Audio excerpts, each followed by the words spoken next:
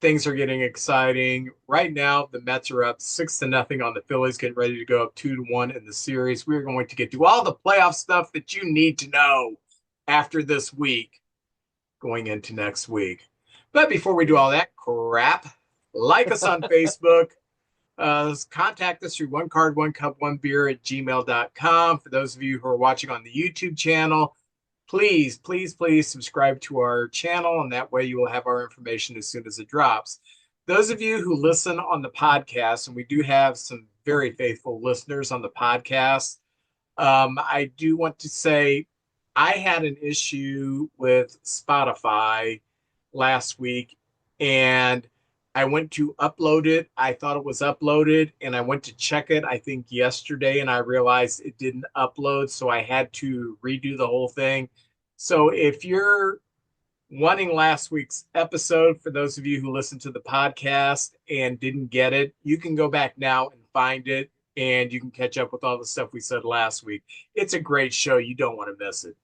But anyway, if you would like to support our efforts, you can go to Patreon at patreon.com, and you can search one Cardinal, one cup, and one beer, and you can support our efforts there. And every penny that you support us with is so greatly appreciated.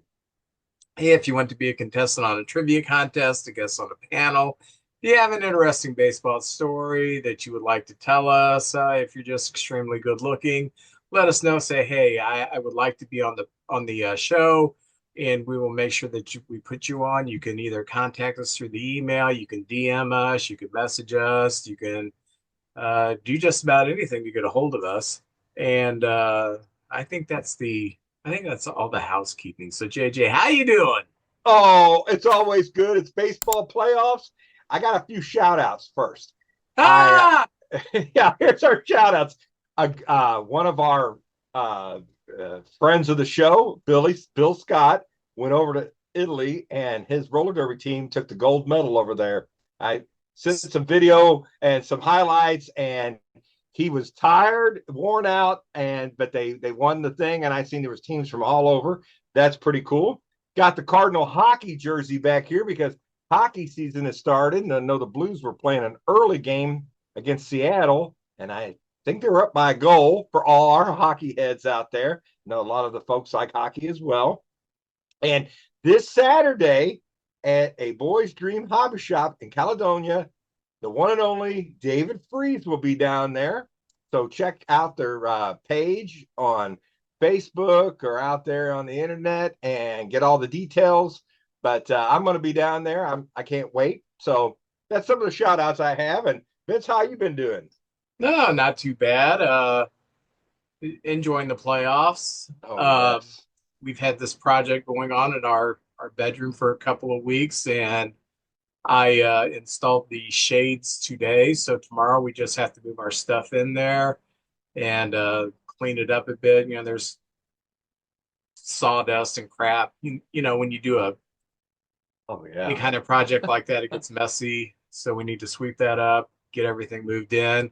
At this time, we have a bed, a twin bed that is in our living room because we had nowhere else to put it while we're doing all this. So my wife and I do not sleep on a twin bed. We will move the twin bed to another room when we reshuffle everything. So other than being extremely tired from working and then doing this, I'm good. I am very good. In fact, tomorrow, when I take the day off tomorrow, I am just going to do the podcast work, editing and uploading and everything.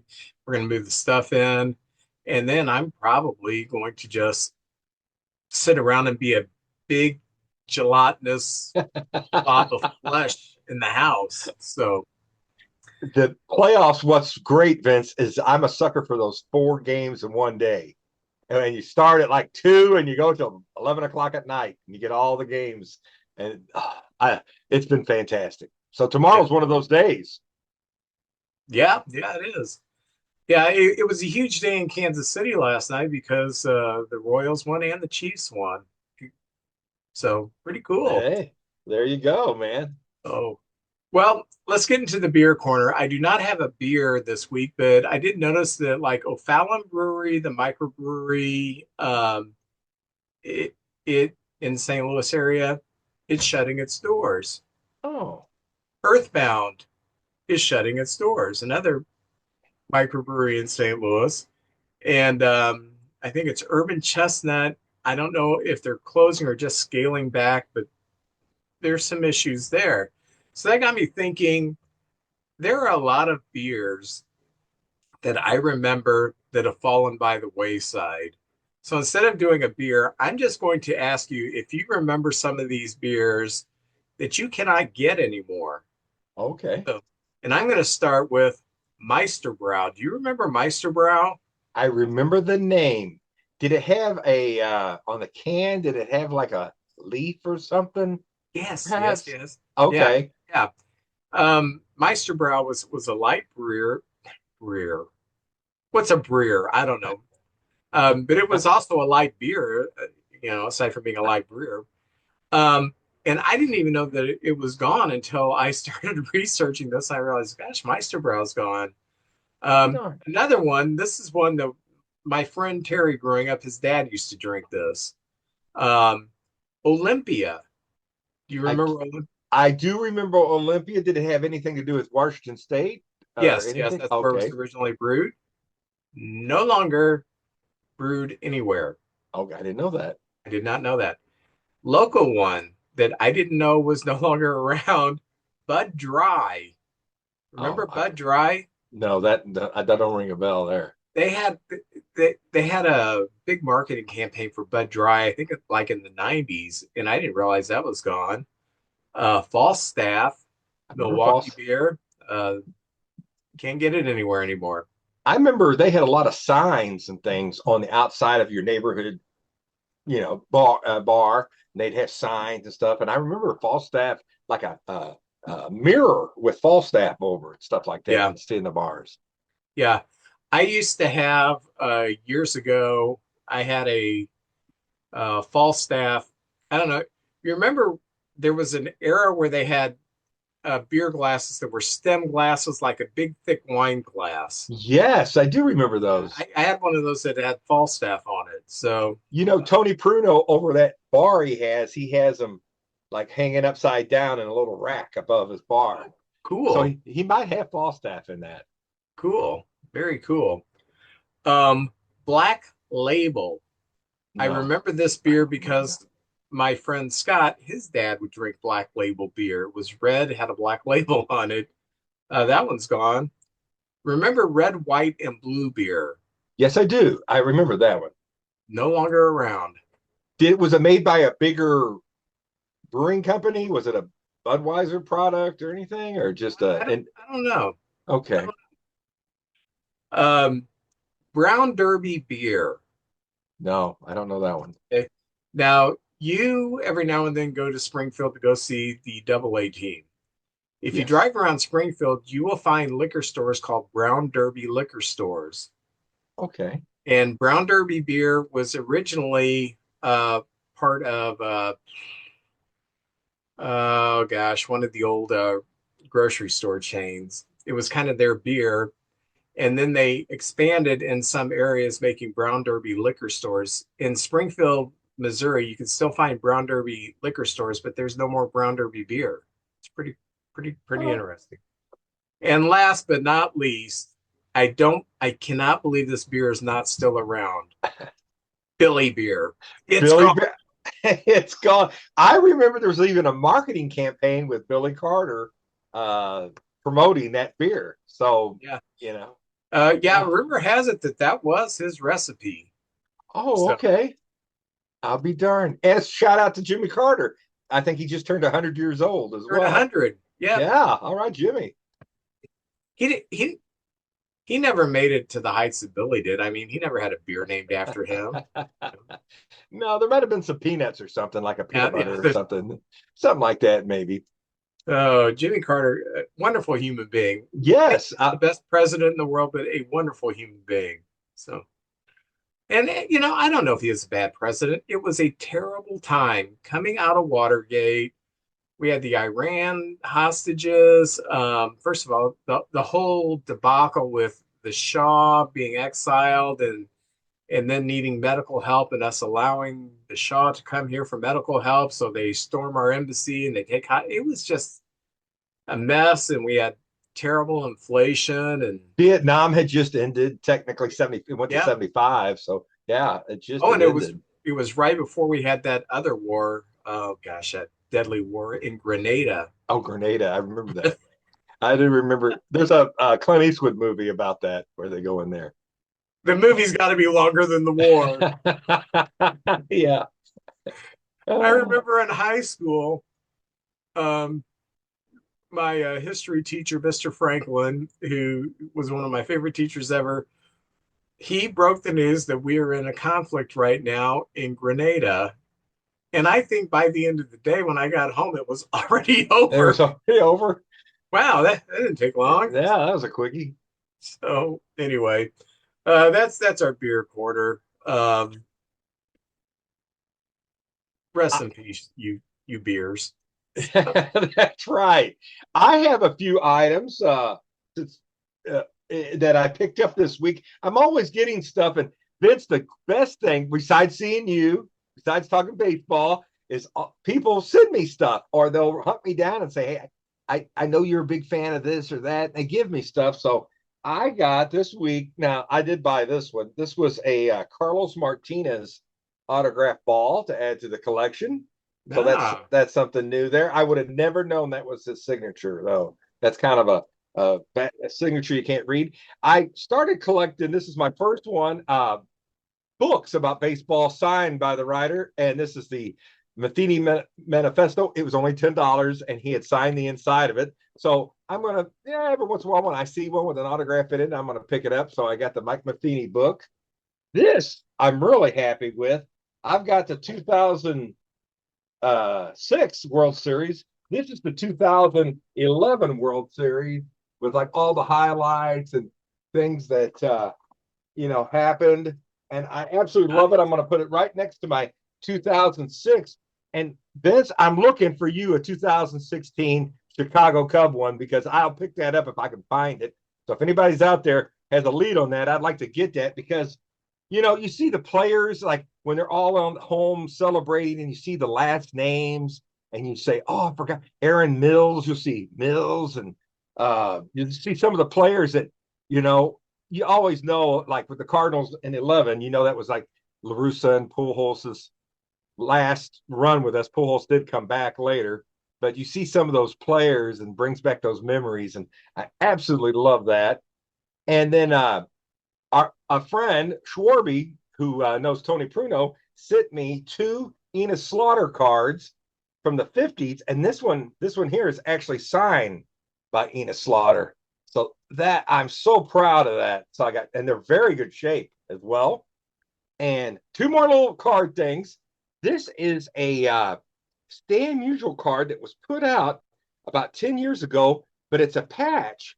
And then the card is in the middle here, like home plate, and there's Stan. That's pretty oh, cool, that's huh? cool. Yeah. I've never seen that before, and I had to have it. There's some statistics on the back of Stan.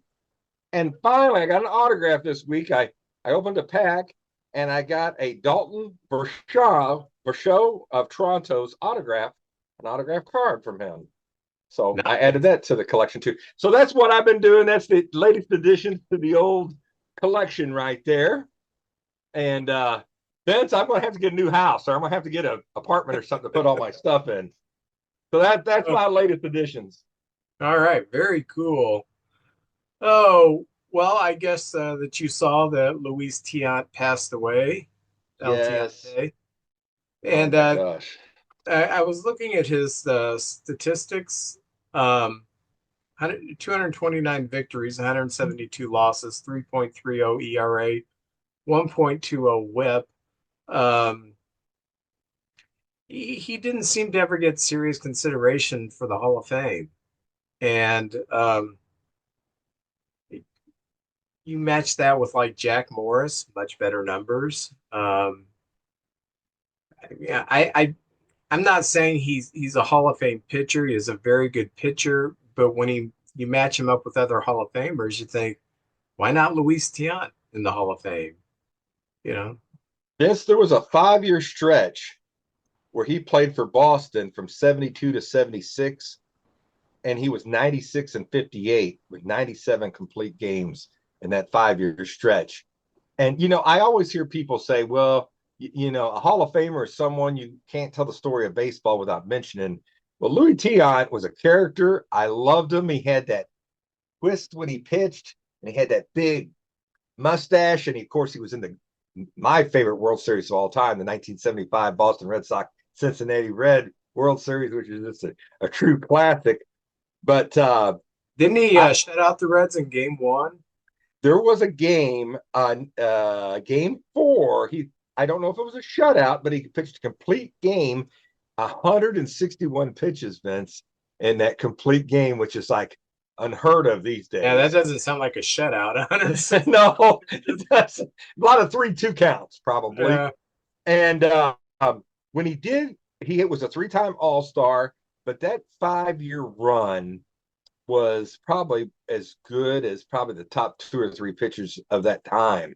So I don't know if a 5 year, and then when you add the whole career, pretty good career, but kind of think I know Bob Lee's a big he's a writer for Boston paper. He's always on all the talk shows. Bob, I think it's Lee. He's a big advocate for Tiant to get to make it. He always was for Tiant to get in the Hall of Fame. The most he ever got was 30%. But Vince, I tell you what, if he was in, it wouldn't bother me. And if he didn't make it, I understand. He's kind of right there on that precipice. I don't know how long you have to dominate your sport to technically do it, but he's got some great numbers, came through in the big games. Um, so I I would probably say yes. I'd probably say yes to Louis Tiant Hall of Fame. I knew he pitched. He had his best season with Cleveland in like 69, something like that. He had an ERA of under two. Whew. Then he had arm issues, and that's how he may have bounced to another team or two before he landed on the Red Sox. So they thought they were getting damaged goods when they got him. They didn't know what they were going to get, and he turned out to be that anchor for a half a decade that they really needed. And then he went to the Yankees for some stupid reason. Maybe that's why he's not in the Hall of Fame. I don't know. And then I think he pitched for the Pirates towards the end. He kind of bounced around a little bit, And it but ended with the Angels. Angels was his last team yeah, in yeah. 82. In 82. Well, I do recall he was sent to the AAA Pirate affiliate that was in Portland at the time, and like his first start there, he threw a no hitter. So it was like, My. and I also remember I used to watch the Dean Martin roast when I was little Oh yeah, because I love those. I wanted to grow up so bad to be a celebrity in a tuxedo that was drunk and making fun of people. That was my life's ambition. But they were roasting Joe Garagiola, Oh and yeah. Luis Tiant was on the panel, and um, he went up to the podium, and uh, he would be asked a question, and he would answer it in Spanish, and then Dean Martin would translate it into whatever Oh, Dean Martin thought was funny. Uh, that is classic stuff yeah, there. that's good. So if you ever have a chance to go back and see Dean Martin roast with Luis Tiant, it's kind of a funny bit. It hasn't aged well, uh, like a lot of things in comedy haven't, but it's interesting to look at. Yeah, I got a You, question for you. I know that the Cardinals fall under the Diamond Sports Group as far as their televising thing. And Major League Baseball is going to distribute local games for the Guardians, Spurs, and the Twins in 2025 because Diamond Sports is teetering. Also, the Texas Rangers are leaving Diamond Sports, and Major League Baseball, they are going to remove the blackouts for the local games for more of these clubs and have more direct to consumer streaming options. Have you heard anything where the Cardinals might fall in that? Because I they're just saw I saw a headline, and Vince, you were saying this maybe 6 months ago that is one of the holdbacks. Fans can't get access to all this, and this would be great. Major League Baseball steps in there and makes sure this happens so that you can, baseball's a game you watch every day and you fall in love with it, the rhythm of it, the season, and everything. So I have heard that the Cardinals are really working on that to make it possible, more accessible to the fans to watch all the games. So that See, is what I heard. if you have the season pass for the NFL, you can watch all the games. You pay for it. But if you have the NFL app, find it here, the NFL app for your phone, you can watch all the games on your phone if you're, so inclined to watch a football game on the phone, which I've done before. So that I think that option would even be something that would be a step forward, for the local at least have the games on a phone where you can, watch it somehow. I know at MLB.com you can listen to all the games, but for watching the games, the local blackout things is really kind of a pain in the neck. Uh, Yeah, I think at first they thought, well, maybe folks wouldn't go to the ballpark. Maybe that was a thing way back when. Oh, they won't go to the ballpark. But the ball game there's so much extra going on there. It doesn't seem to have hurt the attendance at all when yeah, they do it's two show up. different experiences. To Yeah, watch it at home and to watch it live, it's just two different experiences. And I think I've been vocal, I prefer to watch it at home, but I like to go to, 3 to 5 games a year just to I'm have too. that experience. Yes. So anyway, I was just wondering if the Cardinals have talked about anything about this.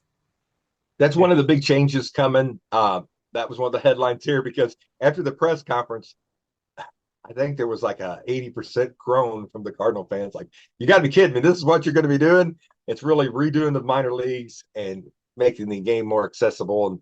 But I've heard so many rumors already about maybe we're not going totally rebuild. So I don't know. Vince, I won't believe anything until I see it. It's one of those things. I don't know what's going on. So I don't think the Cardinals do either. I hope they have a plan and they stick to it, but we'll see. I have my I, doubts. So I do know this. Not only was attendance down, but I read an article where the viewership is down like 47% than it was ooh, just a couple years ago. ooh, So that's uh, rough. that's an apathetic fan base, and so eh, they got to do something to get fans there. And I think one thing you can do is I think what the Cardinals did do is they, basically said we're going to tear down a bit. At least be honest with the fans. I mean, Yeah. it's what the Cubs did in the early 2000 teens and say, hey, we're gonna tear it down and rebuild it, and the fans stuck with them through that. But then again, you were looking at a fan base that wasn't entitled like we are now. We think we should win it every year at that time. And I'll get into this a little bit later. It's more Cardinal stuff. But Terry You, Francona hired oh by well, I was going to say our division just got a little rougher. With I know Adamas of the Brewers. There's a lot of talk. I hear teams interested in him. The rumors I've heard, he may not be coming back, and he's one of their star players. And that you would think that would hurt them, but the Brewers seem to lose some of their best players, and the machine just keeps rolling. But now, like you mentioned, Terry Francona, who I thought would be out of baseball for a while. I know he had some health problems, but he's going to the Cincinnati Reds.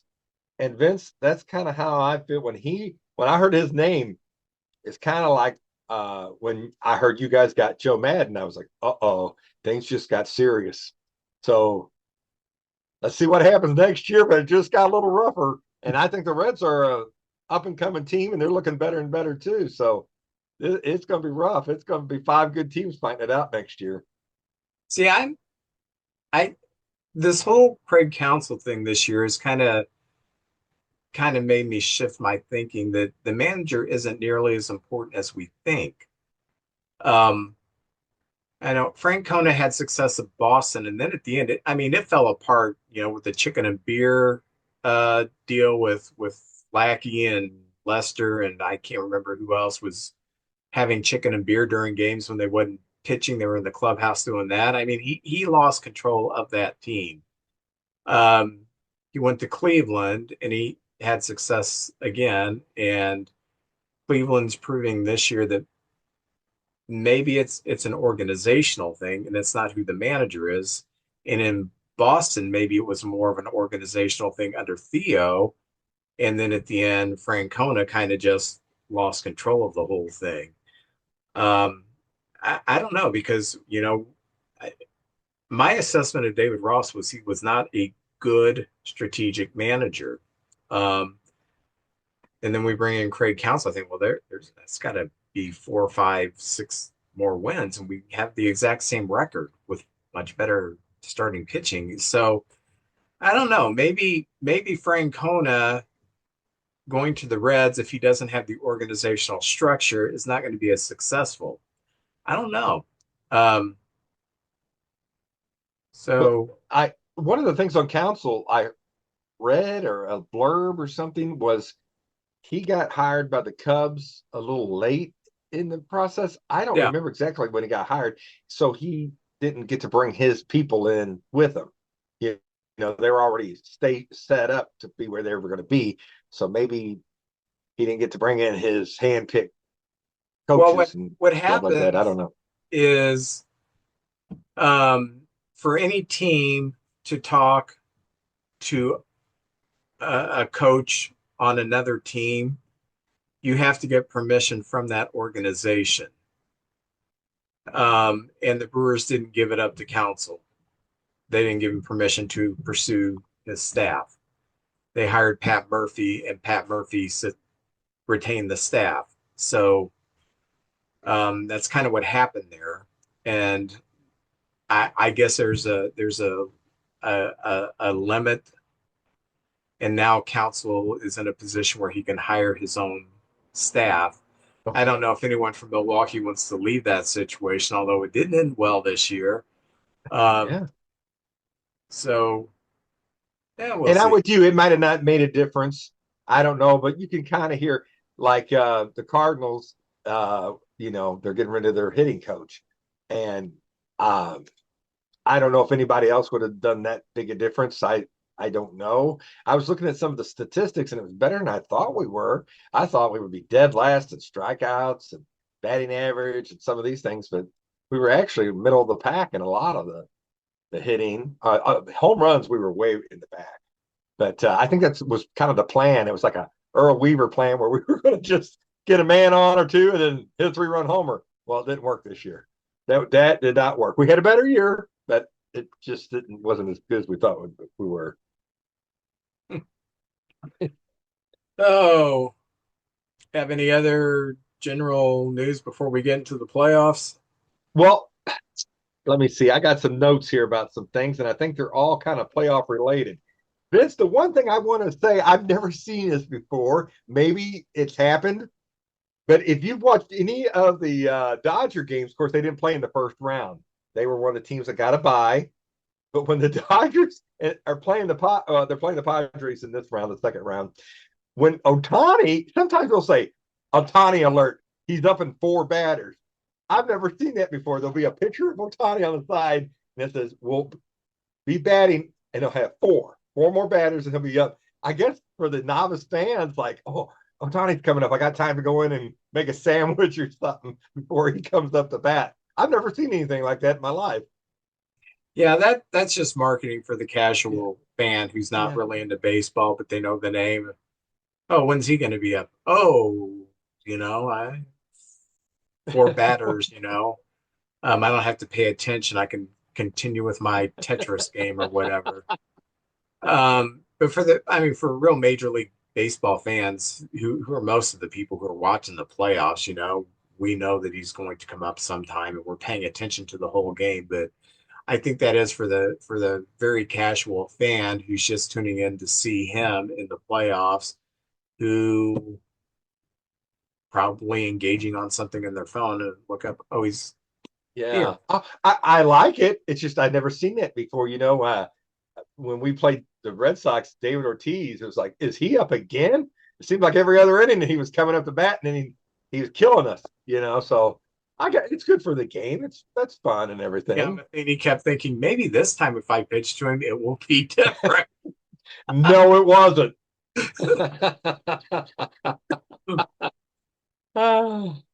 Excuse me. Oh, I did enjoy the wild card series. I did too. And of course, three of the four teams that I thought would lose went on. So I told her, tune in next week and see how stupid we are. Oh, Oh, we're right 25% of the time, man. yeah. Let's start with that Astros Tigers series. I did not think the Astros were a great team. They are a fading star. They are a well, going into a black hole. I don't know what you want to say, but they're an older team. There's some chinks in their armor. We thought after that wonderful rookie season by Pena, he was going to be a star, and he's just kind of not been a whole lot. They're getting older, but I did not think that Detroit could come in there and just spank them twice, and they did. The first game was 3-1. That wasn't a tremendous surprise because Scooble was pitching, and I thought it was so cool to see him on a big stage. This was his coming out party. You're You know, right. watch this. This is pretty cool. And then the second game, the Tigers took care of them 5-2 with a bullpen game, which that's where I thought Houston is going to take them in games 2 and 3. And it didn't work out that way. They lost that second bullpen game, set the Tigers pitching up good for the next series. But what did you think of the Tigers and Astros? Vince, momentum. I didn't know once the playoffs start, all the regular season's out the window. But the way that Detroit played the last month and a half, last month and 3 weeks, they were on fire just to get to the game. Then you look at some of the moves they made. Baez, who is their highest paid player, they pretty much what they do. They did DFA. They sent him to the minors, or they No, rested him, or he's on the IL with the hip issue. okay, okay. But so I don't know how long he's been hurt, but he's not having a very good year at all. And you think, oh, they're without bias. They traded Flaherty, who was having a pretty good year when they got rid of him. And this team has just come together. And what I like about the playoffs, Vince, we know the stars, but every once in a while there's somebody who, the other team is like, we're not letting this guy beat us. And I like their catcher, Jake. Let's see, I got it. Jake Rogers. He looks like Ron Swanson, and he comes up with big He hits. does. Yeah, I was telling Kathy that he looks like they plopped up someone from like 1902. You know, kind of a kind of a round head, bushy mustache, bald head. He yeah, he looks like someone that should be on one of those weird turn of the 20th century bicycles, lifting dumbbells. he'd be fighting you Yeah, like this. yeah. And I love this guy. He's always caught good, but during the regular season, he didn't hit much, but he's come up big in the playoffs.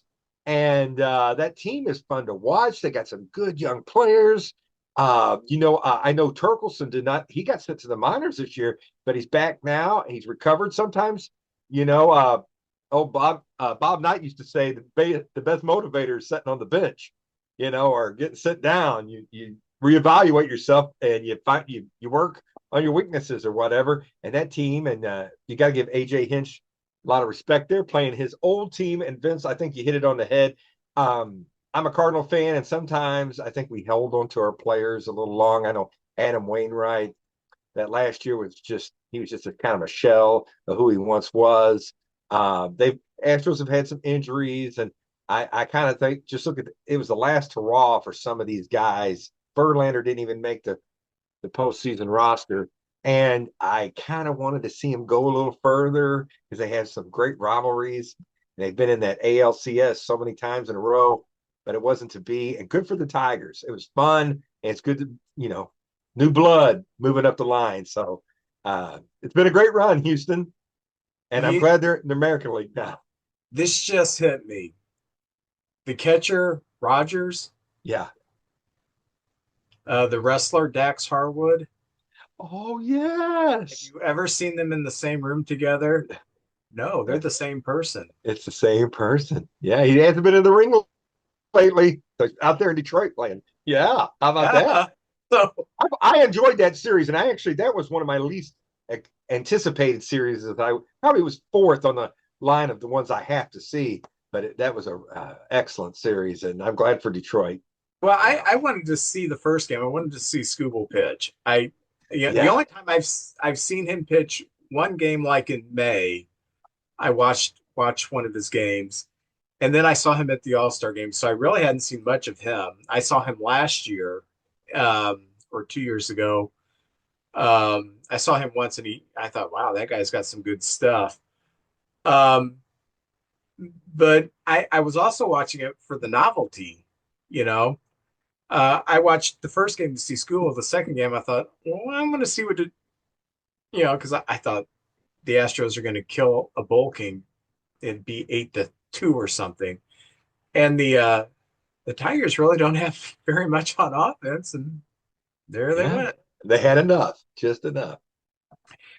Uh, he then in Baltimore, the Royals went in there and spanked Baltimore around, winning 1-0 the first game. Cole Reagans beat Corbin Burns in a classic pitchers duel, and the only run driven in was driven in by the second best player in the American League, Bobby Witt Jr.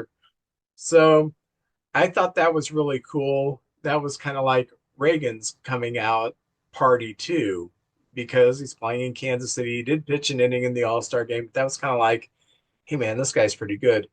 Then the second day, when they went out, they won again, 2-1 over the Orioles. Witt again driving home the game winner, just showing why he's great.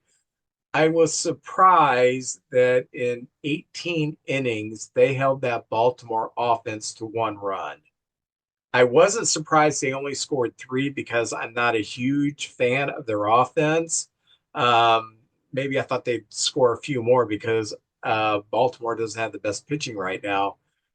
But take your hat off to the Royals. They kept a really good offense to 1 run in 18 innings. What were your thoughts on that My series? gosh, the starting pitching for the Kansas City Royals, I kind of Vince, I don't know. I kind of looked at it like they needed pitching. The Cardinals needed pitching, and we went and got Gibson, Lynn, and Sonny Gray, and they went and got Reagan, Waka, and I think there's a third guy, Lugo, and so they got three as well.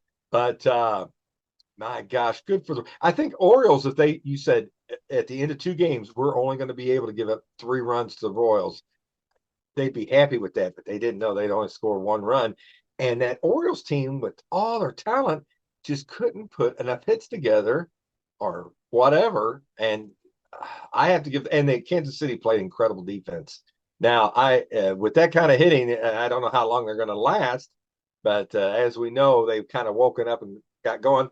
And the Pasquatch came back to play first base. I don't know if he's 100%, but he's out there giving it his all. It's a great story, Vince. It's great for Kansas City. I was watching the game last night, and George Brett was sitting in the box up there watching the game. It's just good to see that connection right there. So good for Kansas City, and this is the Detroit and Kansas City going on. It's just a great story for baseball right there.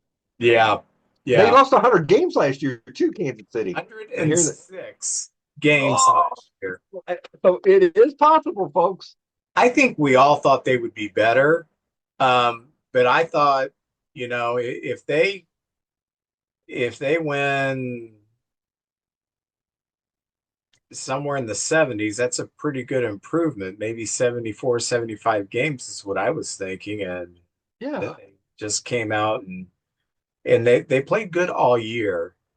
And with them being my American League team, um, I, pretty cool. You know, And one of best trades in recent times. Uh, the Royals traded Chapman, the reliever, to Texas for that Reagans guy. I believe that was the trade Yeah, where that they was the got Reagans trade. from Yeah. Texas. What a deal! And of course, Texas ends up winning a World Series out of it. So I guess that's worth it. But oh my gosh, that's a good move for Kansas City right there. Yeah, last year after the trade, I did tune in to watch his first major league start. And, yeah, he's got the stuff, Pretty good. certainly. And I think the Orioles, even though this is only their second year in the playoffs, I think that group has been so hyped. I think they're having trouble loosening up when they get into the playoffs because Texas beat them up pretty good too last year. Yes. And Texas is a better team than the Royals are this year. But for the Royals to go in there and just smack them around, it's like, man, what's you guys need to, you know, lighten up and have some fun and take a different approach. Because I think they get so tight, the tension is there, and they just can't loosen up and be themselves. Only run was a Cedric Mullins home run, and uh, Vince, uh, postseason baseball is incredible. Every pitch, when all of a sudden when you start getting a walk on, you can hear that crowd getting restless. Everything is so much. It's so nail biting for the whole 9 innings. You just sometimes you just feel it slipping away, or oh no, here's Alonso. He hasn't hit a home run in a long time, and wham, there it goes. It's just beautiful to watch. All the sometimes an umpire may not give you that strike the next time on that corner. It's so much fun and so intense. speaking of Alonso, the only wild card series to go the three games, the Mets and the Brewers, the Mets in Milwaukee. Mets won that first game 8-4. JD Martinez came off the bench, had a 2-run RBI pinch hit. That's why they got him. Big moments like that. Veteran bat knows how to drive runs home. Drive runs home. Awesome job. The second game, the Brewers bounced back. They beat the Mets 3-0. Churio had 2 home runs. That was kind of his coming out party. Yes. And so it's going to this third game, and the Brewers are up 2-0, and the Mets score 4 runs in the ninth, highlighted by Alonso hitting a 3-run home run off Devin Williams, and the Mets shock the world and move on. Now, I will say this. I don't have hatred and animosity towards the Brewers. I didn't say, oh, yeah, the Brewers are out good. But boy, a lot of Cub fans did. A lot of Cub fans were like, yeah, I'm glad, I didn't go home, blah, blah, blah, posting terrible memes and everything. And I thought, hello, we won 83, they won 90, 91. Yeah. That's I stupid. I tell you what, they had him on the ropes. They had him dead to right, and that ball, it was a little. It seemed like the wall kind of jetted down, and it went over. And Alonso, as soon as he hit it, it looked like he knew it was going. I feel bad for the Brewer fans. They don't get to the playoffs. Well, here lately they've been doing pretty good, but they just don't get very far. And Devin Williams, I went to 2 Brewer games this year, and the game against the Dodgers, it was a ninth inning in a close game, and he had to face Ohtani, Betts, and Freeman, and he got them all out. And he looked fantastic. But Vince, that just goes to show you it can be one pitch, one ball that just kind of floats over the plate. Who am I to say what ball he should throw? I'm nobody, but this guy's been pretty much lights out. And I also feel bad for Bob Uecker. Bob's 92. I listened to the second game on the radio because I wanted to hear Bob Uecker. I got the MLB channel on the Sirius radio, and I got to hear Bob. And Bob's voice just isn't as strong as it once was, but it's still good to hear him. So I kind of feel bad. I'm happy for the Mets and Mark, our good friend that listens to the show and everything. I'm happy for him and the Mets fans, but kind of sad for the Brewer fans and Bob Uecker there. But Yeah, what a series! Congratulations, Mets. they're the story so far in the National Whew. League. They won't die. You Yeah, cannot beat them. They will keep coming back till that lot 27th out. Whew. I listened to a recording of Euchre doing the wrap of the game, game three, and it was sad. I mean, Ah, his heart was broken, yeah, and we as a Cub fan, we had the generational thing where we had grandparents who never saw a World Series. We had people whose parents had died who'd never seen a World Series. And it meant so much. I think I would like to see the Brewers win a World Series before Bob Uecker retires or passes away. yeah. Uh, I thought this might be their year to go at least to the NLCS. I thought this could be the year. yeah, Oh well. but congratulations, Mark and the Yep. Mets.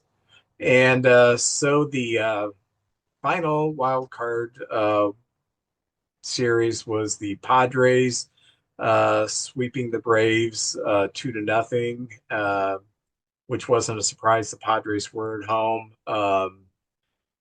They won the first game 4-0, and Michael King 7 innings, 12 strikeouts, and he was nasty, filthy. Not just filthy, not just nasty. He was nasty, filthy.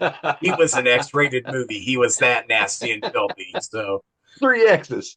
yeah, and in that game, Tatis and I have practiced this name, Higashioka.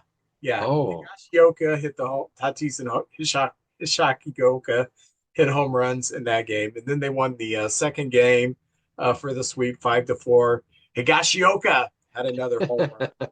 So the wild card division was won by the Tigers, the Royals, the Mets, and the Padres. So far in the divisional series,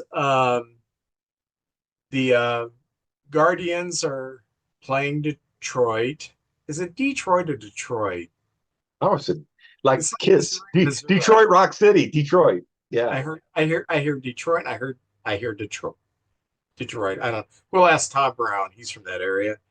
Um, the Guardians won the first game against the Tigers 7-0. Five pitchers combined for a shutout. Lane Thomas becomes the latest of a long line of Cardinal ex-outfielders who become postseason heroes when he hit a three-run home run.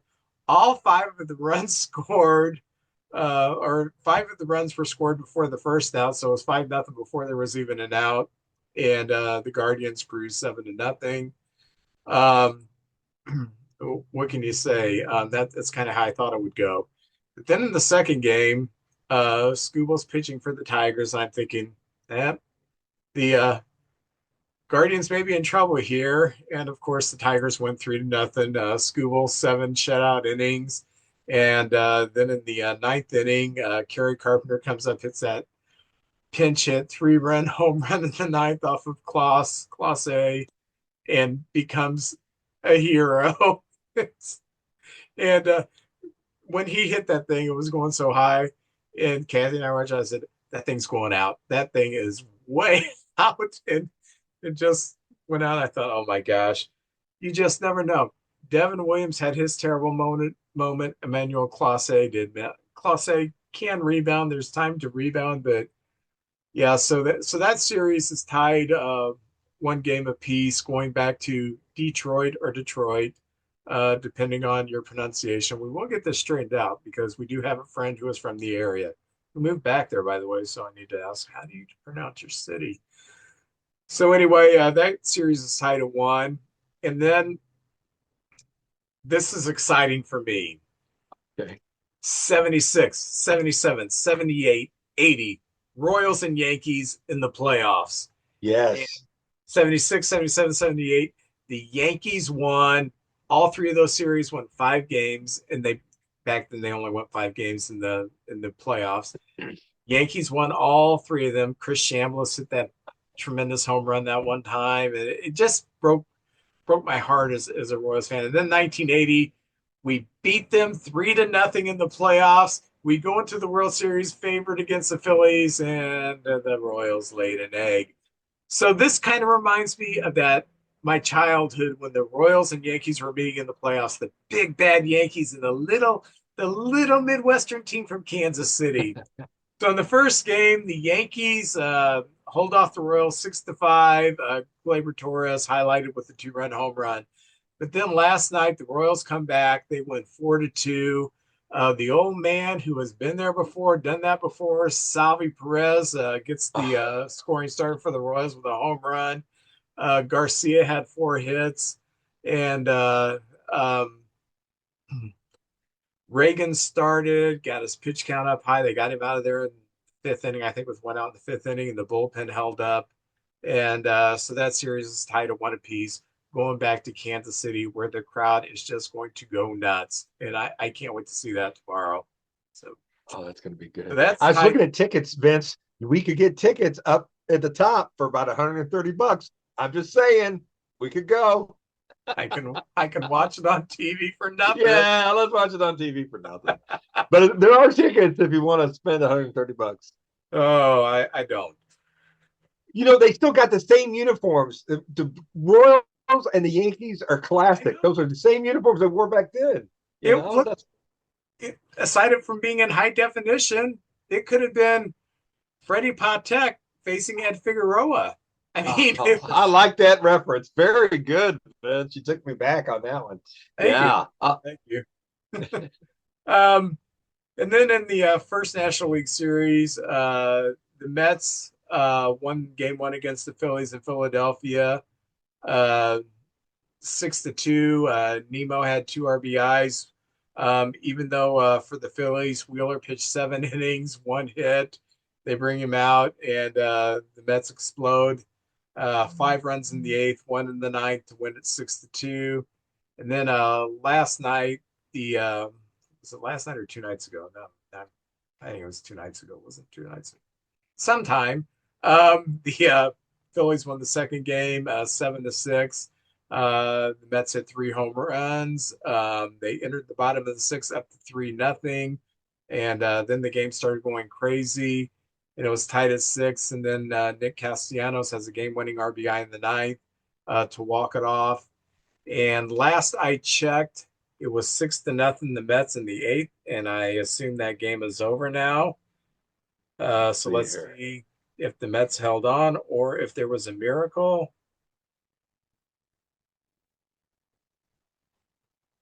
Uh, am I at here? Scores.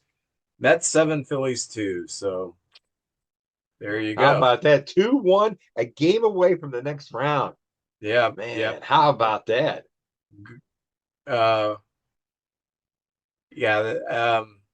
And you picked the Phillies. Did you pick the Phillies to win the World I picked Series? the Phillies. Good. Yeah, I picked the Phillies. I don't know anything, Vince. The Phillies is like an all-star team. I mean, usually there's a part of the lineup it's tough to get through. I mean, the Dodgers, I think they're about 6 players deep on that team, and the Yankees are about 4. There's a stretcher of about 4 players. It's really hard. But the Phillies have such, and the Padres have such long stretches where they got so many good hitters, so many players that can do so many different things. Just tough to get through. Now the Mets ain't the sister of the poor or anything. They're a very talented team and have some big names on their team too. But just seemed like the Phillies were stacked. But this is baseball. Throw common sense out the window. Anything can happen. One pitch can change a game. So hang on. It's going to be a good one. The final series, the first game, the Dodgers beat the Padres 7-5. Otani with a 3-run home run. Welcome to the postseason after all these years, Shohei. Very good. Uh, the second game really amped up the rivalry. Oh, yes. Padres ended up blowing them out 10-2. They ended up hitting 6 home runs. Tatis had a couple. Darvish pitched 7 innings, 1 run.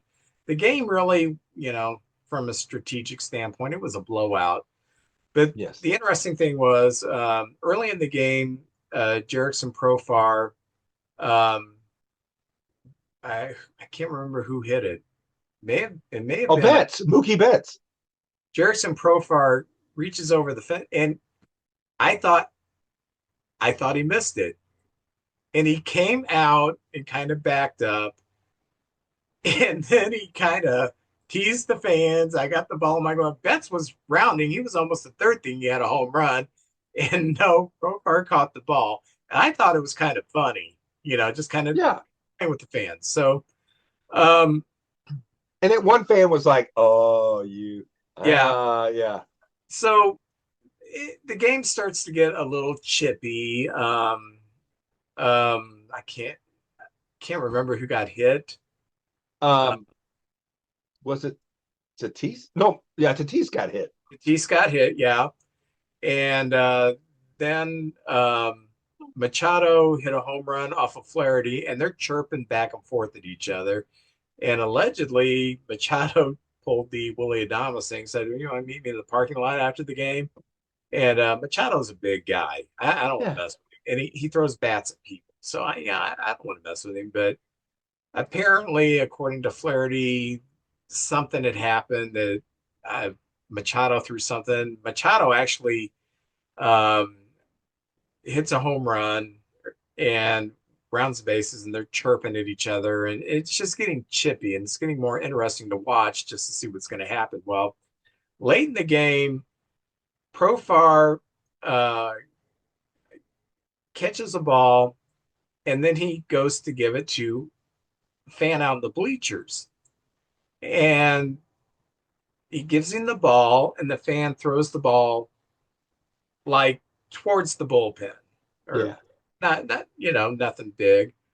Um, But then apparently the fan picked up another ball and threw it at Profar.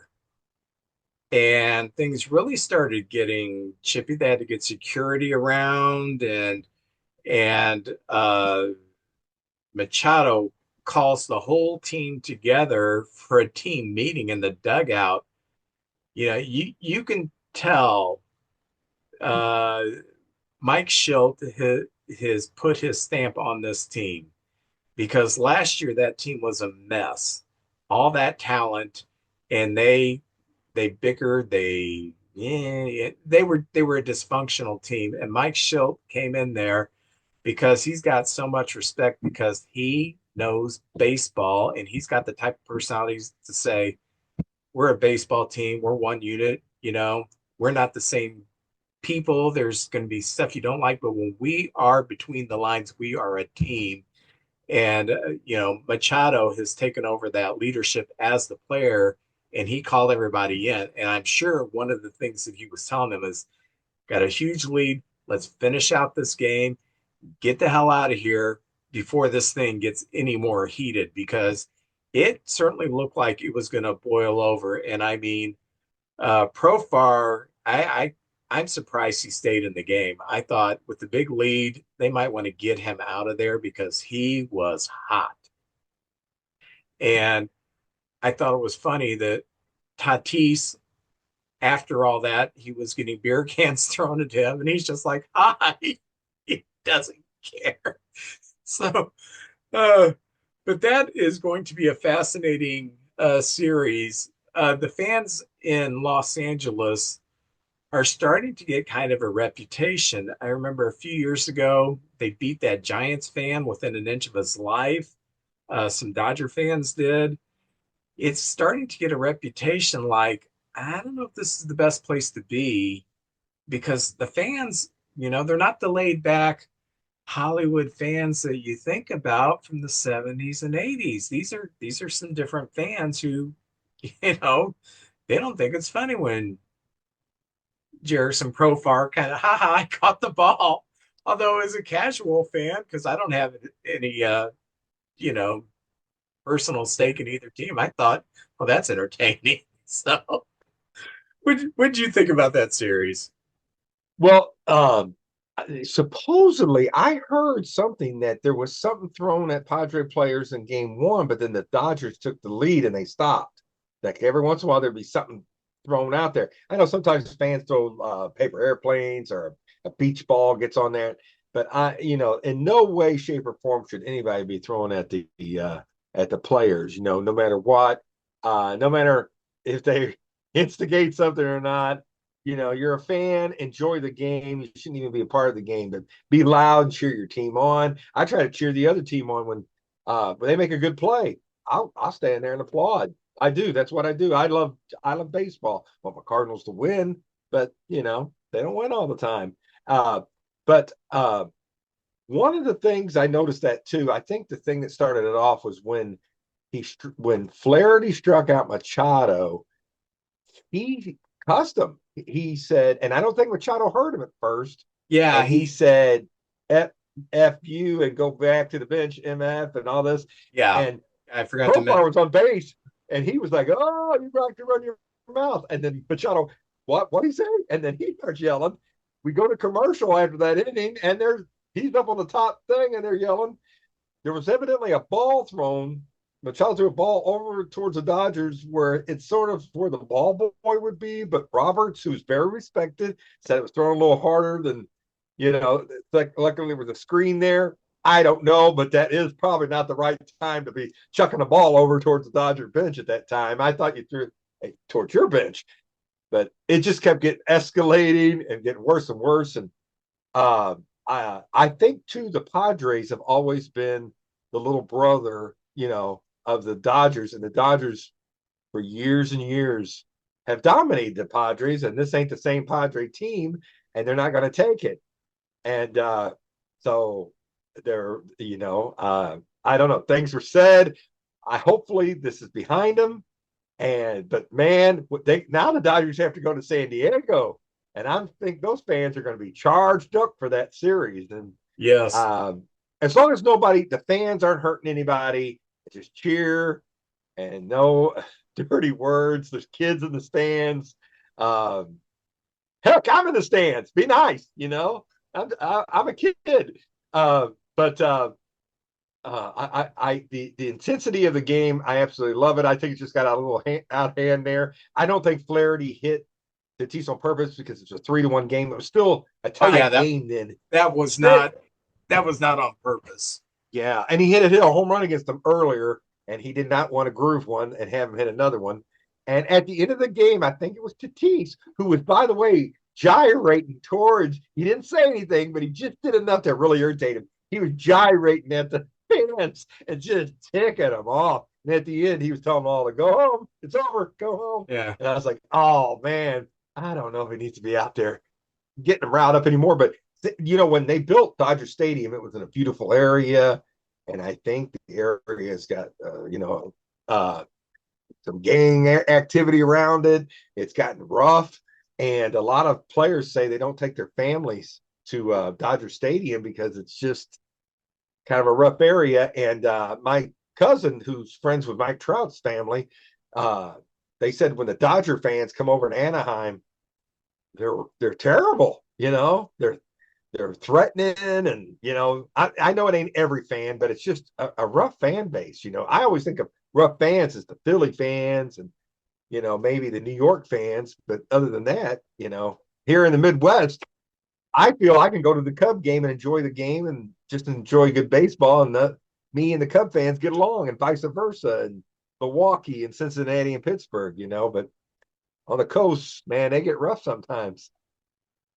Well, the Dodgers are in trouble. Tonight they're starting Walker Buehler, whose ERA this year is about 6. He's been injured. He did not come back the same Walker Buehler, and I mean that's what they're down to. I mean, Yeah. it's not like I'm going to cry for the evil No. empire out west. No.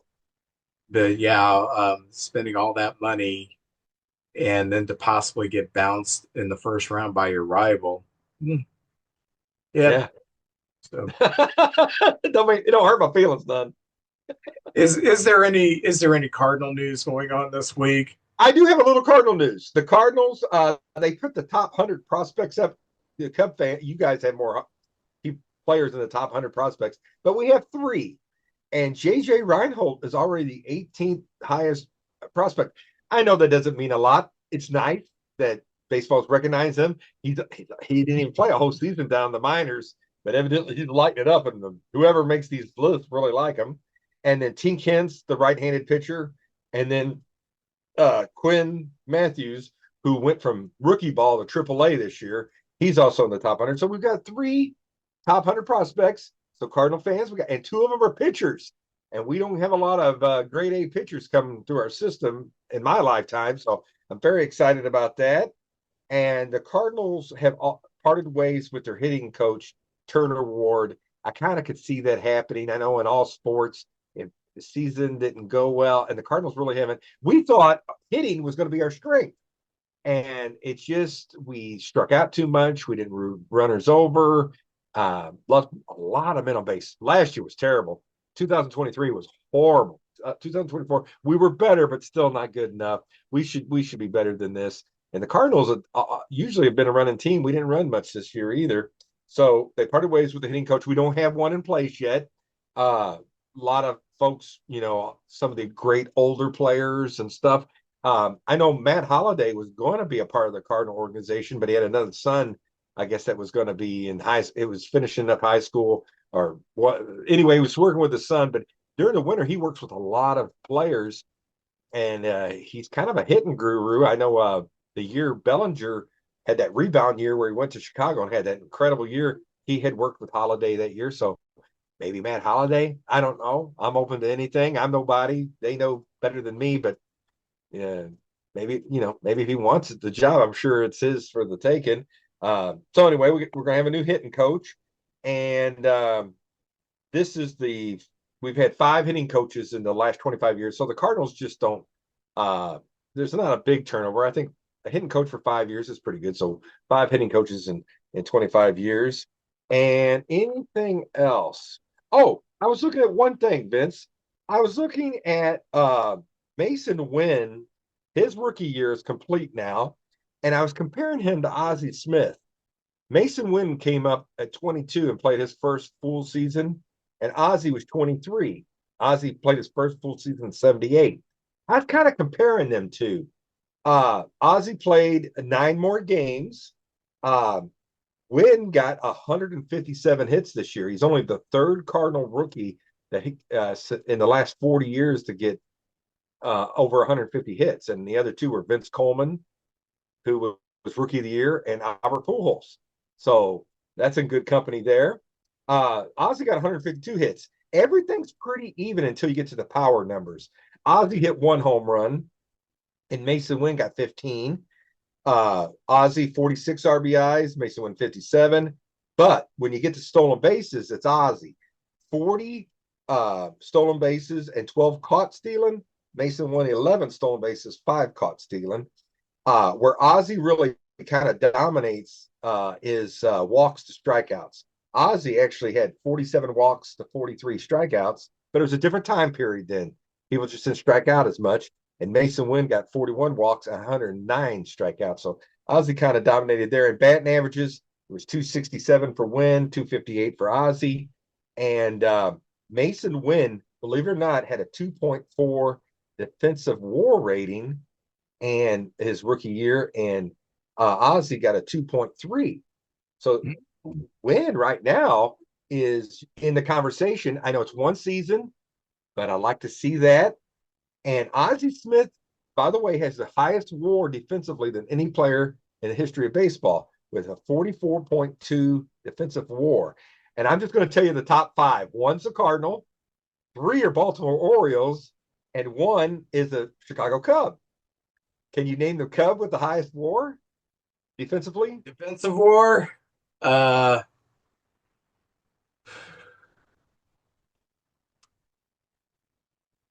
I give you a hint. It's before our time.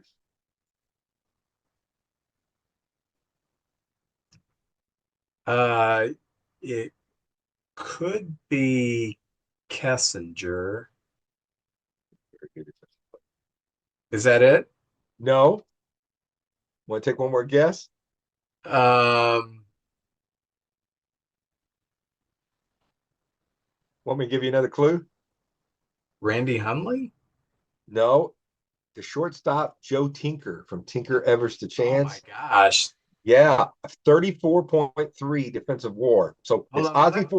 Let me try to guess the Orioles, okay? Okay. Yes, sir.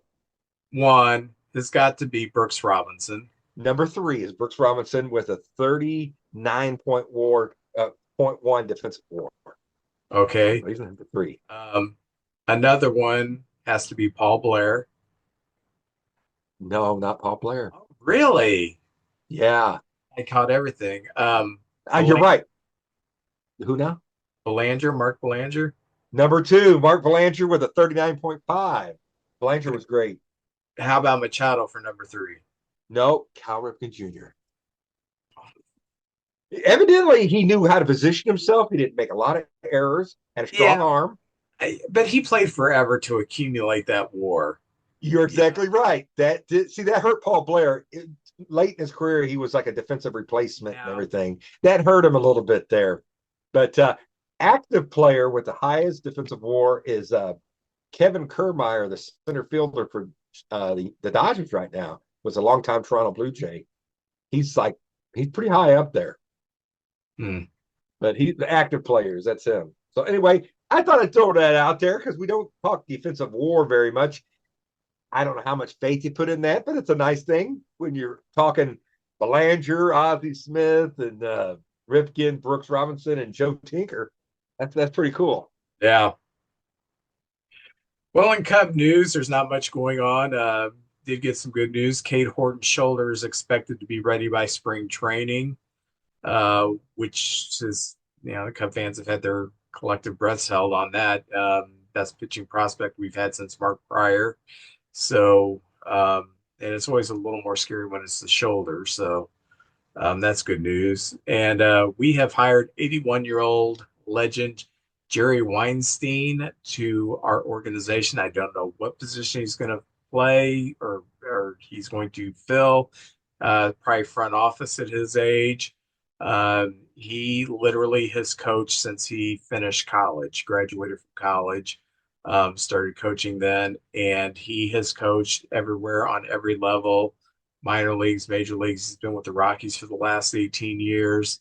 And I think that we've hired him um, for a sound mind to bounce things off of, who's got all this experience. And even though he's old, he is very modern. He's into the metrics. He understands everything. He has evolved with the game. So that's pretty cool that we're bringing him, and he'll probably retire a Yeah. Chicago Cub. So All right. all the news there is in Cub land. I mean, there's some other stuff, but not worth talking about. But there is one thing worth talking about. You know what's worth talking about? Well, I got to think about this for a minute. I love talking about Jeremy Connor. Jeremy Connor is worth talking about. Amen. Comes a time in every man's life when he needs some advice on relationships. You need to listen to the podcast DMDR, which stands for Dating, Marriage, Divorce, Remarriage, from my good friend Jeremy Connor, the Dr. Phil of the Boot Hill. You can find DMDR on Spotify or whatever platform you choose to listen to your podcast. All right, we are going to do our top 5 team moments for the season. And it was kind of hard to get this down to 5, but I have 5 highlights from the season that I'll remember the season for. JJ's got 5 for the Cardinals, and I'm going to go 5 through 1, Good. and I guess JJ will too. So you want to go ahead and give me your number 5 moment? My number 5, I kind of went games and things that happened in the game and what it meant and everything. My number 5 moment, let's see here. Let me think about this for just a second here and put them in the right order. I'm going to put number 5 as being September 27th. We were playing the San Francisco Giants. It's near the end. It's right at the end of the year. The Cardinals win 6-3. And why this game is so important is the Cardinals win their 82nd game. We were assured a winning season, and a lot of people didn't think we'd get there, but that's a big improvement. We ended up 12 games better than we were the year before. But the thing that happened in that game is Ryan Helsley came in. It wasn't a safe situation, but the Cardinals seemed to work themselves into a safe situation. Helsley comes in and gets a one-pitch double play and gets his 49th save.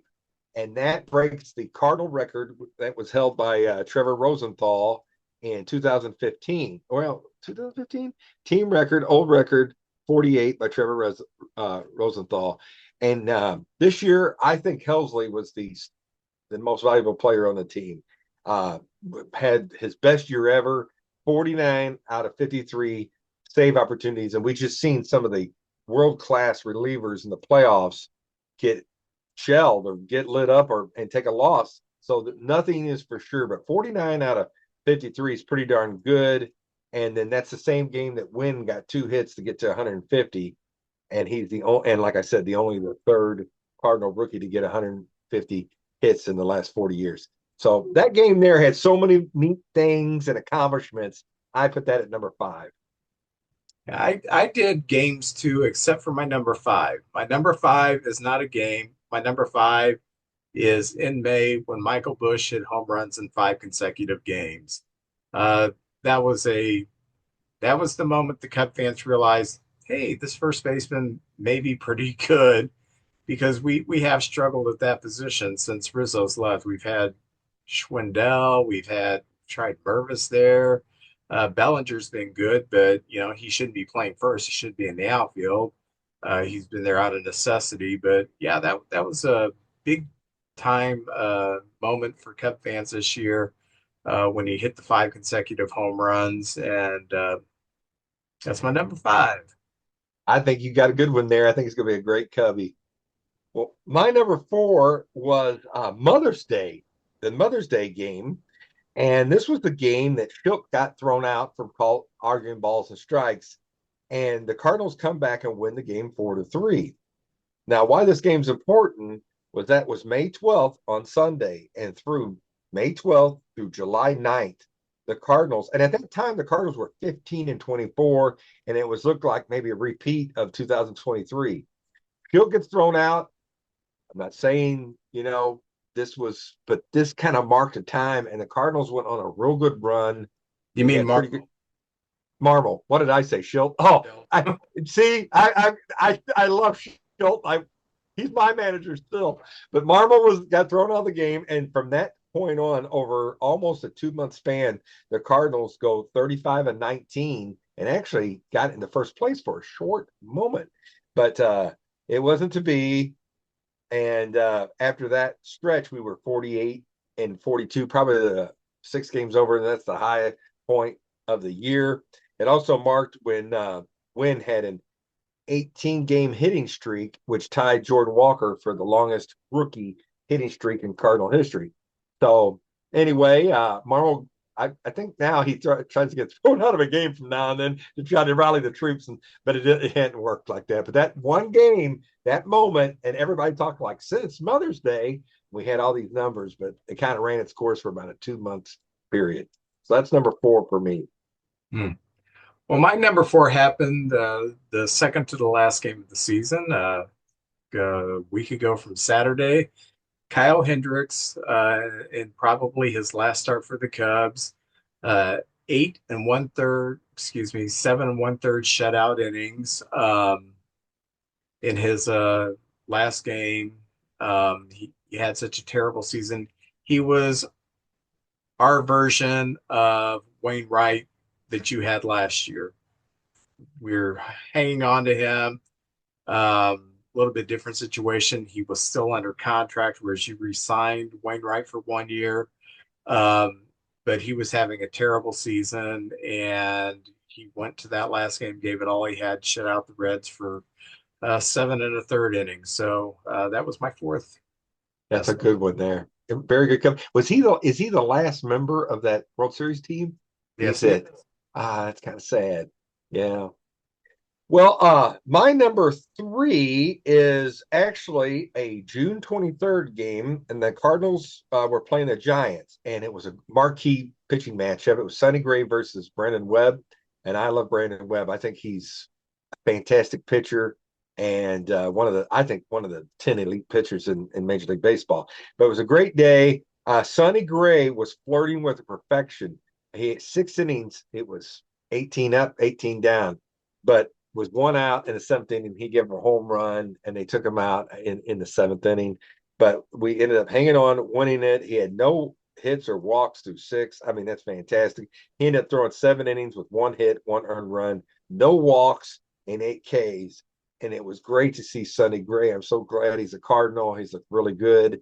And I'm telling you what, Vince, when he goes out there, he he'll give you everything he's got. And I think he's kind of ornery out there sometimes, but man, he's out there battling. And when you see him from the stand, he's a very thin. I mean, he's not imposing or anything like that, but the guy knows how to pitch. Um, so anyway, and also Sonny Gray ended up with over 200 strikeouts, and he's only the ninth Cardinal to strike out 200 or more batters in a season. Although Bob Gibson did it 9 times, but that's one guy, Bob Gibson. So 9 different players. That's it. The Cardinals have had in their history that struck out over 200 guys. So Mhm. glad to have Sonny Gray on the team. Yeah, That's my speaking of number Sonny three. Gray, he reminds me so much of Tim Hudson for the A's and Braves. Okay. Uh, Smaller guy, thin guy, just a bulldog on the mound, and um, gets the job done. It's fun to watch. My number three happened on September 4th. We had the combined no hitter. Imanaga pitched the 7 innings. Pearson came in and pitched the eighth, and Porter Hodge came in and finished it off against the Pirates. Combined no hitters don't have the same luster as a no hitter, but is still kind of special. And the picture that was on the internet the next day of the three pitchers standing there, I thought, along with Ah, the catcher, I think it was, I can't remember if it was Amaya or Bethencourt, but those four standing together, I thought, that's a cool picture. So that's my third memory.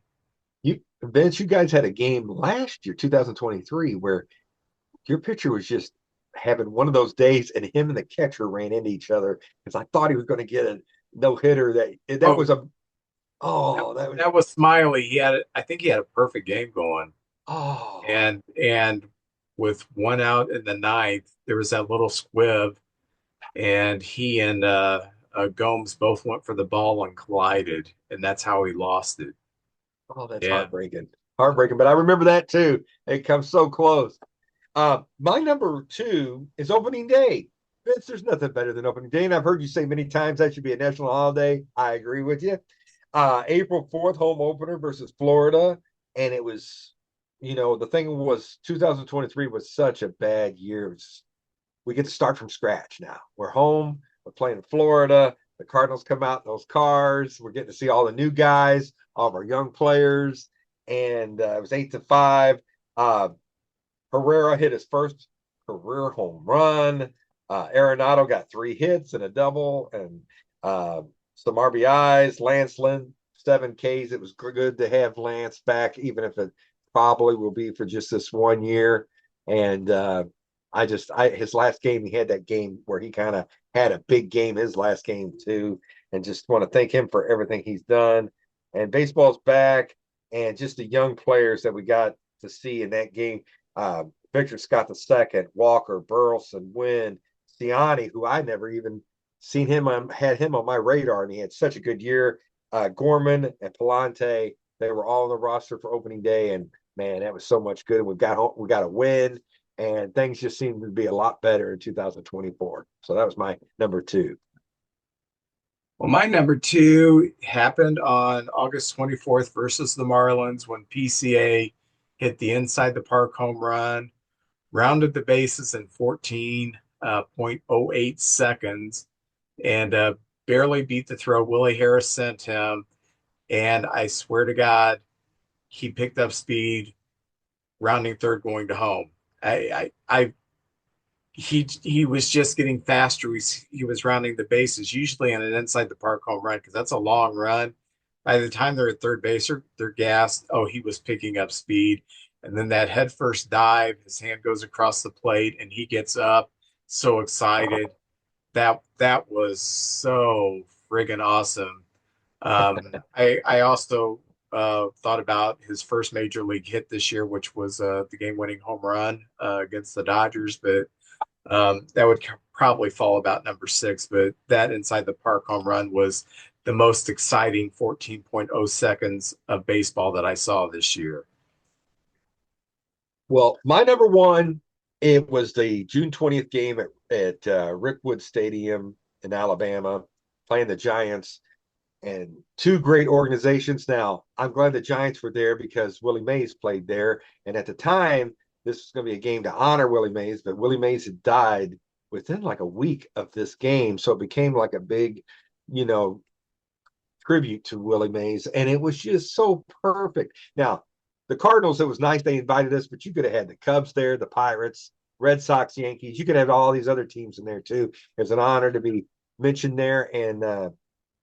And Donovan is from Alabama, and Donovan hit a 2-run home run there, and was 3 for 4 with a double, 3 RBIs, and a run scored.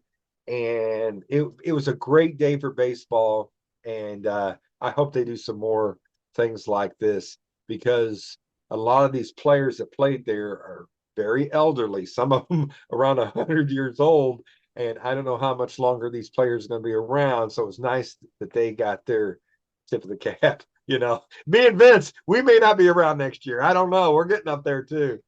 But that's my number one in Alabama. Well, my number one isn't quite like your number one. In fact, it's kind of on the opposite end of the scale. It wasn't like a happy, feely good thing. On June 29th, we are playing the Brewers, and we muffed the double play. Morel let a ball go by him that he should have fielded.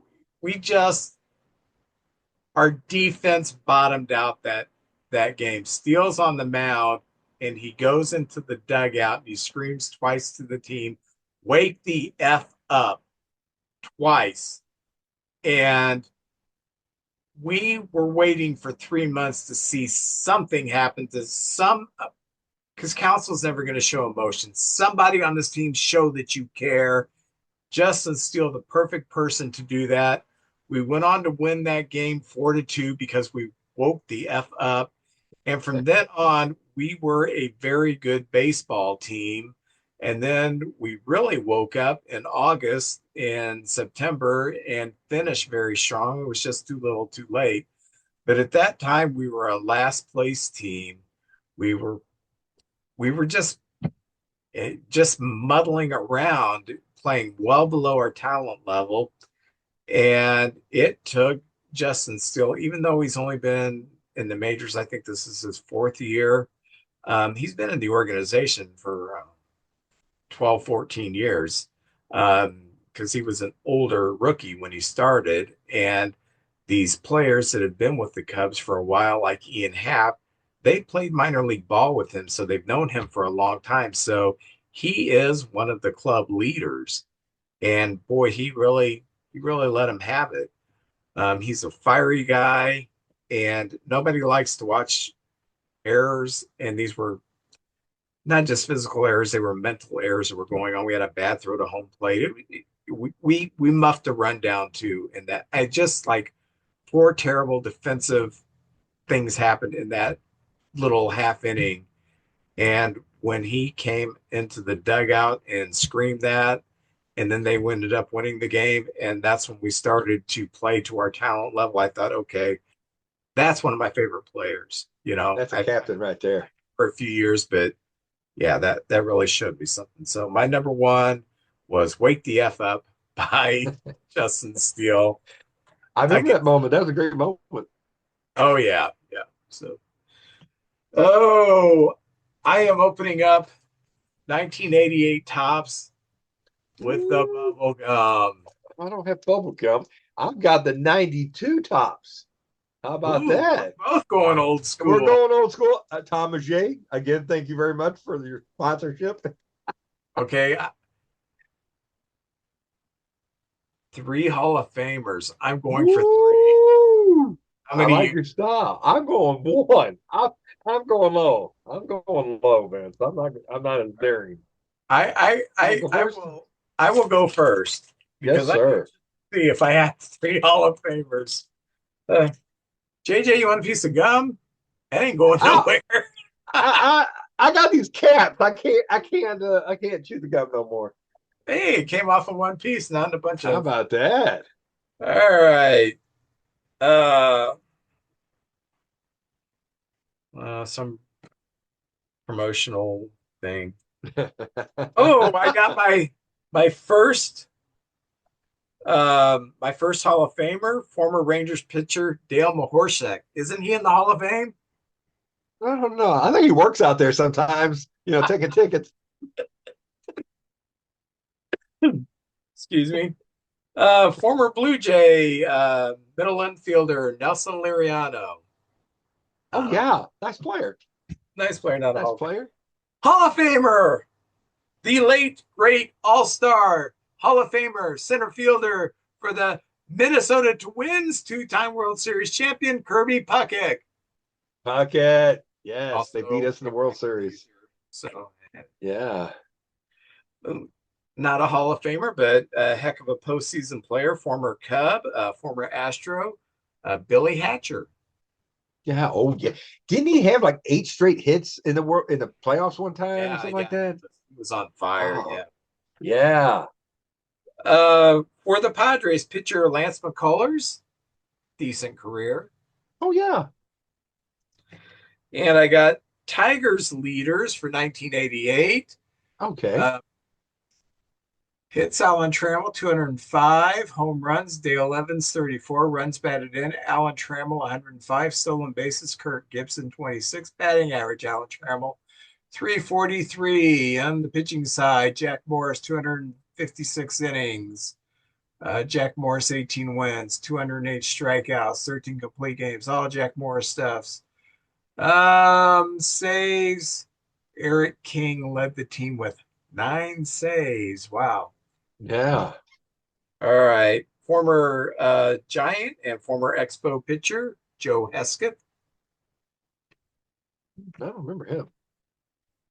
Ooh, former member of those early 70s Oakland A's teams, also former Brave, former White Sox, former Yankee. Give him hell, Claudel Washington. Oh, yeah. Yes. I loved him with the A's. Oh, yeah. Rangers, too. And a little one season with the Mets. Yeah. Uh, Mike Hart for the Orioles. I've never heard of this guy. No. I was in the Navy with a Mike Hart. He Maybe was a that. diver. Yeah, maybe he's doing, a side job. Former Philly outfielder or third baseman Rick Shue. I remember him. I don't. Ooh, close to a Hall of Famer, the Yankee captain Willie Randolph Oh, yeah. went on to Yeah. manage the Mets. Classy guy. The pride of Peoria, Illinois, as a rookie, he had 200 and how many hits did he have? 207 hits as a rookie, and then just was never the same after his rookie season. Kevin Seitzer. Peoria, Illinois. Man, you know your stuff. Oh, I know my Illinois players. Yeah. Uh, Pitcher for the Rangers, Jose Guzman. Okay. Interesting. After Larry Himes let Greg Maddux go to the Braves, he replaced him with Jose Guzman, and he thought, "Wow, he's just as good as Maddux." He was. Former Cardinal, former Twin, Tom Pigpen Nieto. Oh, yeah. I love the Ado. Yeah. And I finish with former Cub, former Oakland A, former Philly. Who else did he play for? Indians, Expos, Giants. He bounced around a bit. Wow. Manny Trio. Oh, Manny Trio. I always liked him. I was thinking him with the Phillies when he put, Yeah. he asked me who he played for. I Probably the have a best second base arm in baseball history. Oh, Just yeah, outstanding player. All-star, all that good stuff. Hey, I have a Peoria tidbit for you. Me and Faith are probably going to go up and go to a Peoria game next year because JJ Reinhold will probably be up there at some time. And I was looking at things to do in Peoria. There is a musical artist that they have a tribute to, and like in a walk on a path, and there's like rocks with some of his lyrics and stuff in this park. You know who this they have a tribute to in Peoria, Illinois? Gary Richrath. Oh, that's a good guess. He's Dan from Peoria. is he Dan Fogelberg? I don't know. Is he from? That's right. He is You from knew that? Peoria. I did not know that. Yeah, I like Dan Fogelberg. Gary Well, Richrath, anyway, for those of you who don't know who Gary Richrath was, he was the original lead guitarist for REO Speedwagon from oh yeah. Peoria, Illinois, one of the most underrated guitarists ever. And Gary Richrath stayed in Peoria when REO Speedwagon kicked him out, basically. And up until the last year of his life, he was still playing local gigs. You know, if you wanted to see Gary Richrath play, go to a bar and watch him. It's pretty cool. I'll be darned. He had great hair. Had that permanent. Yeah, yeah. Great. He wrote some Hair. great songs too. All Take right. He wrote that. Oh, riding the storm out. That big guitar intro at the beginning. That's fantastic. All that good stuff. Oh yeah, they had some good albums, man. I was a big REO fan. Well, here's my guys, and the very first one you mentioned a while ago, Jack Morris, Hall of Famer. Love Jack Morris. There you go. 1984. This is him with the Twins, but I always think of him as the 84 Detroit Tiger team. He was the ace of that staff. Threw a no-hitter like the first week of the season. Uh, the Cleveland Indians at the time, Mark Lewis. There he is, Mark Lewis, infielder. Another Cleveland player, catcher, Eddie Taubensee. Oh yeah, he There he also played is. for the Reds. Yeah, nice player. Here, I'll get my fingers out of the way. All right. Oh, we got a Cardinal here, and this is a nice card. Craig Wilson, Oh yeah. kind of a utility guy there. Looks like he's juggling or something. That's a nice card. Let's see. Oh, Hall of Famer. Very good player. Here he is with the Dodgers, Eddie Murray. Eddie Murray, two Yeah, Hall I of was Famers. man too, and I was thinking him with the Orioles, that Cal Ripken team '83 when they won it. Let's see. Oh man, this guy, he was on a team with such great pitchers. I don't think he gets the proper recognition, but he played a long time, and here he is with the Braves, Charlie Lebrand. Oh yeah. Pitched for the Very, Royals too on the 85 team. he could be on my team anytime. Very good professional player there. Oh man, you had him, and Peoria's own Kevin Seitzer. I didn't know he's from Peoria until Vince told us about that. How about that? So 2 different years, different. This one here, this guy is an outfielder, Herm Winningham from the Cincinnati Reds. I remember Herm. I do too. Very photogenic. I love the Reds hats. That guy could be a model. That's true. I bought a frame from Sears. Herm Winningham's picture was the. All right, New York Yankee Mel Hall. Former Cub, former That's Indian. right. Yeah, he had a nice career. Oh, this guy had a nickname. I don't remember what it was, but he was a reliever, a closer, Mike Fetters. Look at that. Yeah. That guy's honorary. You can tell he's honorary. Look at his eyes right there, Mike Fetters. Oh yeah. I like this guy. He played for the Cardinals for a little while, but this was the team he was known for. Chuck Finley with the California Angels. Hmm. Remember Tawny he was married. Yeah, that's right. Tawny Katan. attacked him with a stiletto or something. Tawny Katan could attack me with a stiletto. I'd let her. Yeah, okay. Yeah. Stan Belinda Oh, with the Pirates there. Yeah, Pirates. he had a nice on the back of his car. That's a lot of years with a lot of teams. My eyes aren't good enough to read them anymore. I have to have a thing to read them. Oh, and a third Hall of Famer, Vince, Craig Biggio. One of my all-time favorites. I love I was Craig Biggio. projecting on you when you were projecting on me. That's right. We flip-flopped it. Yeah, there you go. So Vince, that's my cards this week. And it's fun looking back at these older cards. I forgot what they looked like that year. Well, JJ, I'm going to let you go, and I'm going to go watch the Dodgers brawl the Padres. Yeah, that down the hatches, man. There you go. All right. Well, you have a good one, okay? You take care, Vince. All right.